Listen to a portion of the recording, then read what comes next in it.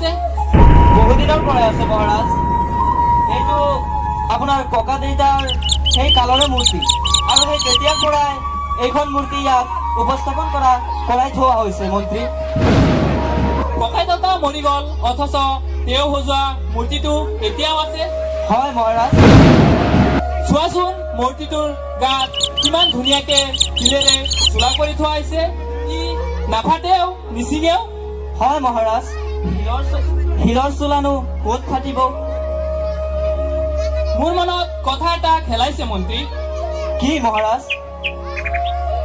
ককাই দেউতাই যদি শিলৰ মূৰ্তিটোক শিলৰ চোলা নিপিন্ধাই নিজে পিন্ধিলে হয় তেওঁ চাগে অমৰ হৈ ৰলহেঁতেন। হয় মহাৰাজ, আপুনি কথাটো ভাবিছে ঠিকেই, কিন্তু মানুহ জানো কেতিয়াও অমৰ হ'ব পাৰে মহাৰাজ? মই সেইবোৰ নাজানো। মই এটা শিলৰ চোলা পিন্ধিম আৰু মোক এটা শিলৰ চোলা লাগিবই। শিলৰ চোলা শিলৰ মূৰ্তিয়েহে পিন্ধে মহাৰাজ। শিলৰ চোলাটো মানুহে নিপিন্ধে, মানুহে পাট মুগাৰ কাপোৰহে পিন্ধে। আৰু আপুনিতো মানুহ, আপুনি পাট মুগাৰ কাপোৰহে পিন্ধিব লাগিব মহাৰাজ। মই সেইবোৰ নাজানো। তুমি মোক 7 দিনৰ ভিতৰত এটা শিলৰ চোলা আনি দিবই লাগিব, নহলে তোমাৰ মন্ত্ৰী পদ নাথাকে, বুজিলা? ঠিক আছে মহাৰাজ। মাত্ৰ 7 দিন। 7 দিনৰ ভিতৰত হয় তুমি মোক শিলৰ চোলা আনি দিবা, নহলে মৃত্যুৰ বাবে সাজু হৈ থাকিবা। ঠিক আছে মহাৰাজ। বলা প্ৰহৰী।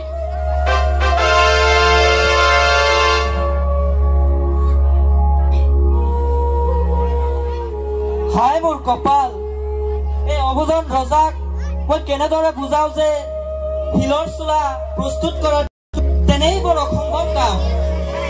এতিয়া কি যে হব ঈশ্বৰেহে জানে।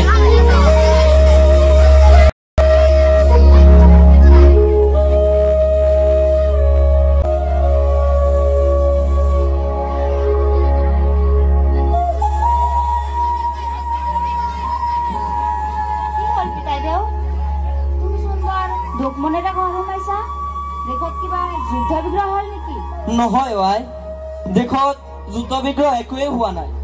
আচলতে মোৰহে মৰণৰ কাষ চাপিছে। কিনো দুখ লগা কথাবোৰ কৈছা বিতাইদেউ? গা বেয়া হৈছে যদি কবিৰাজ মহাদেৱক মাতি পঠিয়াও। নহয় আই, কবিৰাজ মহাশয়ে একো কৰিব নোৱাৰিব।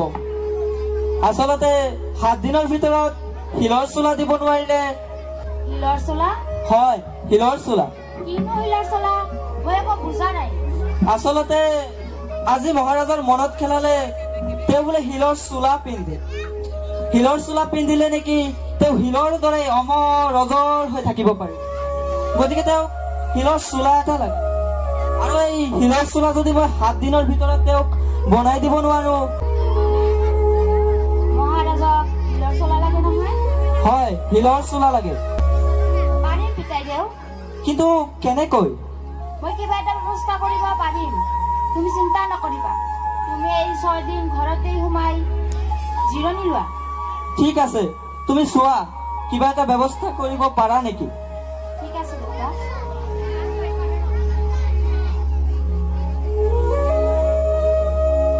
আজি 6 দিন পাৰ হল, তথাপিও মন্ত্ৰীয়ে দেখোন শিলৰ চোলাটো নানিলেই। খবৰ এটা দি পঠিয়ালেও মন্ত্ৰীক যিজনী কৈ পঠায় বোলে দেউতাই শিলৰ চোলা কটাত ব্যস্ত, আকৌ এবাৰ কৈ পঠায় বোৱাত ব্যস্ত। অথচ আজি 7 দিন হলেই।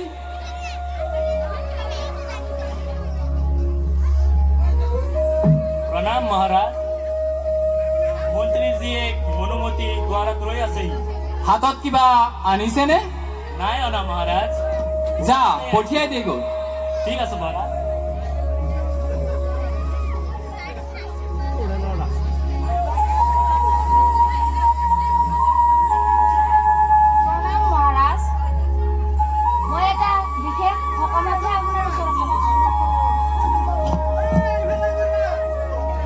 দেউতাৰ শিলৰ চোলা হল নে?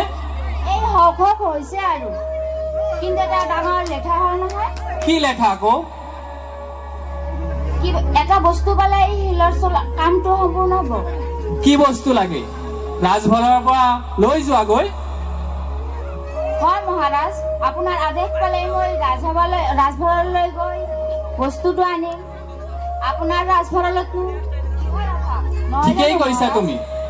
তোমাৰ কি লাগে তুমি লৈ যোৱা।